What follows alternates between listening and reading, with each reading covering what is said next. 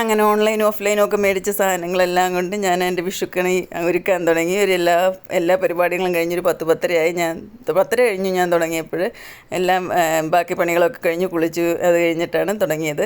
പക്ഷേ എങ്ങനെയും ഞാൻ പറഞ്ഞില്ല, എപ്പോൾ തുടങ്ങിയാലും ഞാൻ 1-1.5 മണിക്കൂർ എനിക്കെടുക്കും. അത് എനിക്ക് എത്ര ചെയ്താലും അങ്ങോട്ടും ഇങ്ങോട്ടൊക്കെ വെച്ച് ഞാൻ വേറെ ആരെയും ഞാൻ ഇൻവോൾവ് ചെയ്യിക്കാറില്ല. ഞാൻ തന്നെ ചെയ്യുന്നത്. എല്ലാവരും ഉറങ്ങിക്കോളാൻ പറയും. അത് കഴിഞ്ഞൊരു 12 മണി ആറായി. ഞാൻ എല്ലാം ചെയ്ത് തീർത്തപ്പോൾ ഒരു 12 മണിയായി. നല്ല ടയേർഡായിരുന്നു. കാരണം ഓഫീസിൽ നിന്ന് വന്നു കഴിഞ്ഞ് പിന്നെ ഇരുന്നിട്ടില്ല, ഇങ്ങനെ എന്തെങ്കിലുമൊക്കെ ചെയ്ത്. പിന്നെ 12 മണിയായി. അത് കഴിഞ്ഞിട്ട് പിന്നെ ഞാൻ വിചാരിച്ചു എന്നാലും കുഴപ്പമില്ല, ഞാൻ എൻജോയ് ചെയ്തുകൊണ്ട് നമുക്ക് അത്രയും ടയർഡ്നെസ് ഫീൽ ചെയ്യില്ലല്ലോ. തോന്നിയാലും നമുക്കതൊരു എൻജോയ്മെൻറ്റാണ്. ഇത് പിന്നെ കൊന്നപ്പൂ ഇതേ ഉള്ളായിരുന്നു. ഇത് കണ്ട് ഒപ്പിച്ച് ഞാൻ. പക്ഷെ നല്ല രസമുണ്ടായിരുന്നു കാണാൻ. ഈ കൊന്നപ്പൂ 2-3 നല്ല ഇതായിട്ട് വെക്കാൻ, നല്ല ഭംഗിയോടെ വെക്കാൻ പറ്റി എനിക്ക്.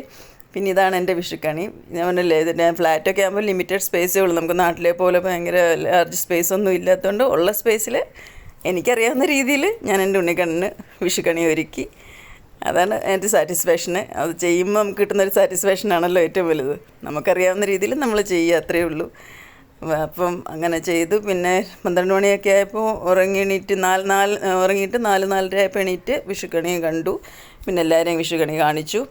അത് കഴിഞ്ഞ് പിന്നെ കുറച്ച് ഫോട്ടോ സെഷൻ. ബാക്കിയാർക്കും ഇൻട്രസ്റ്റ് ഇല്ലായിരുന്നു, എല്ലാവർക്കും ഉറക്കം വരുന്നു. 2ാമത് കിടന്നുറങ്ങി. ഞാൻ പിന്നെ കുറച്ച് ഫോട്ടോ സെഷൻ അവനെൻ്റെ എടുത്തു. അത് കഴിഞ്ഞ് പിന്നെ അമ്പലത്തിൽ പോകാമെന്ന് വെച്ചാൽ ഇവിടെ അടുത്ത് ഞങ്ങളുടെ രോഹിണി എന്ന് പറഞ്ഞ സ്ഥലത്ത് 10-15 മിനിറ്റ് ദൂരമുണ്ട്. അവിടെ അയ്യപ്പൻ്റെ അമ്പലമുണ്ട്. പിന്നെ എല്ലാവരും കൂടെ രാവിലെ അവിടെ അമ്പലത്തിൽ പോയി. അവിടെ ഭജന നടക്കുന്നുണ്ട് അമ്പലത്തിൽ. ഇത് എനിക്കൊന്നൊരു കുറച്ച് പഴക്കമുള്ള 90s-ലുണ്ടായ അമ്പലമാണ്. അയ്യപ്പൻ്റെ അമ്പലമാണ്. ദേവിയുണ്ട്, സർപ്പങ്ങളുണ്ട്, എല്ലാ ഉപദേവതമാരൊക്കെ ഉണ്ട്. അപ്പം മെയിൻലി അയ്യപ്പൻ്റെ അമ്പലമാണ്. അവിടെ നല്ലൊരു വിഷുക്കണിയുണ്ട്, ഒരുക്കിയിട്ടുണ്ടായിരുന്നു. നല്ല ഭംഗിയുള്ള കൃഷ്ണൻ വിഷുക്കണി അങ്ങനെ കണ്ടു. വിഷുക്കണി ആളുകളുണ്ടായിരുന്നു. വർക്കിംഗ് ഡേ ആണെങ്കിലും തിരക്കുണ്ടായിരുന്നു. പിന്നെ അവിടെ ഉണ്ട് വിഷുക്കണി കണ്ടില്ലേ, നല്ല സുന്ദരനായൊരു കൃഷ്ണൻ, അടിപൊളി കൃഷ്ണനാണ്. നല്ലപോലെ ഒരുക്കിയിട്ടുണ്ടായിരുന്നു അവർ.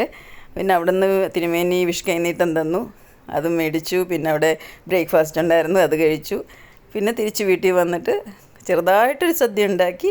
കാരണം ആർക്കും അധികം സദ്യയൊന്നും വേണ്ട എന്ന് പറഞ്ഞു. പിന്നെ ചെറുതായിട്ടുണ്ടാക്കി. പിന്നെ ബാക്കി അങ്ങനെ ഒരു വിഷു പോയി. കുഴപ്പമില്ലാതൊരു വിഷു പോയി. നിങ്ങൾക്കും എല്ലാവർക്കും നല്ലൊരു വിഷു ആയിരുന്നു എന്ന് വിചാരിക്കുന്നു.